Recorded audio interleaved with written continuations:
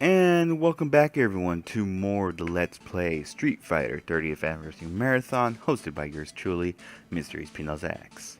And today we are going to look at a very strange and weird version of Street Fighter 2 because this version of Street Fighter 2 is for the Game Boy. Yes, the Game Boy. I am not kidding you guys. The Game Boy. Man, oh man, oh man. Where do I begin?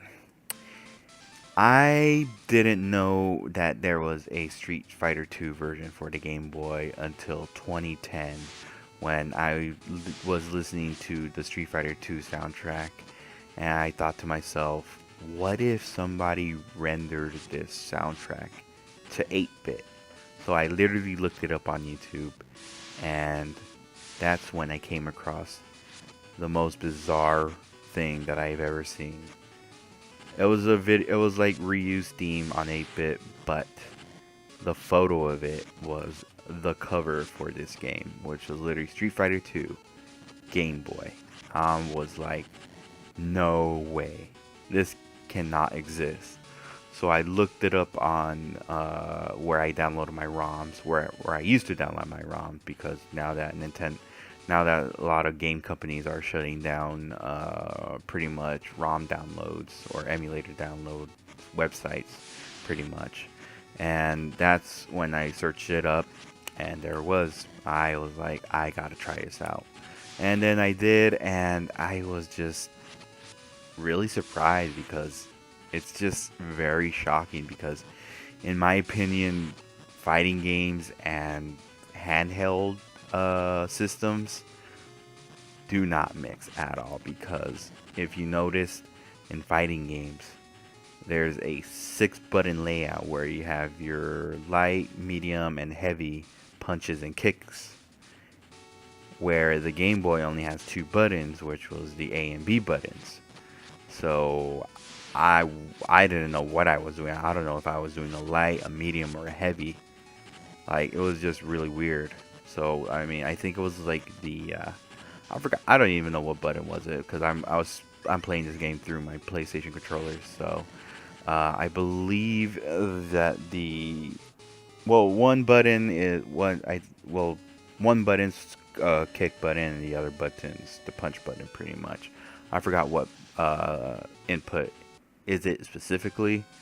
I'm pretty sure it's kicks B and punch is A. I'm pretty sure. So yeah.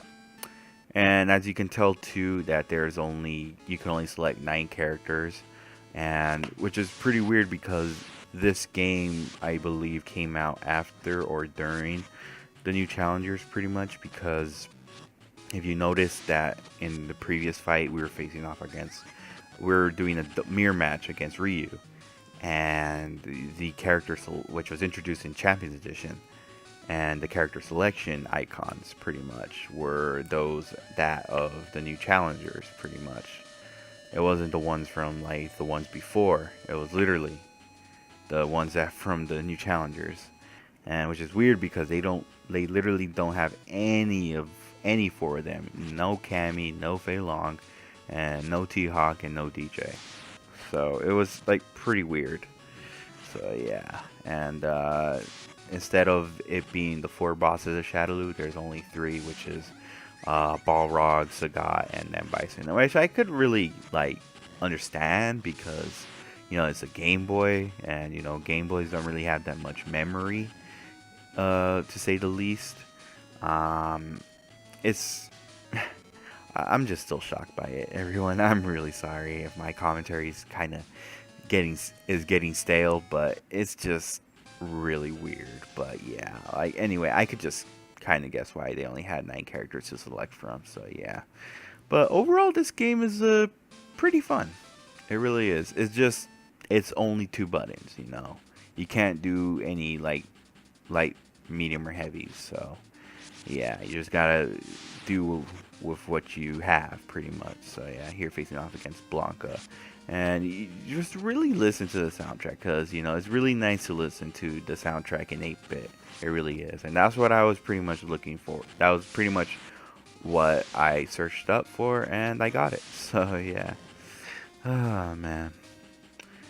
But yeah, after this, I am literally going to complete the Street Fighter 2 games, because I already want to move on to the other Street Fighter games. So yeah,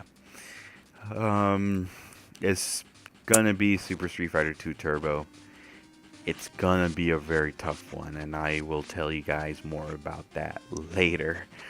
Oh man, because if I say now, I just don't want to repeat myself in the other playthroughs. So yeah. But anyway, this game is just pretty easy. I mean, all you gotta do, like, if you want to finish the fight faster, all you gotta do is just spam your specials, pretty much. Like your hadoukens, or your sonic booms, or your kokens, or something like that.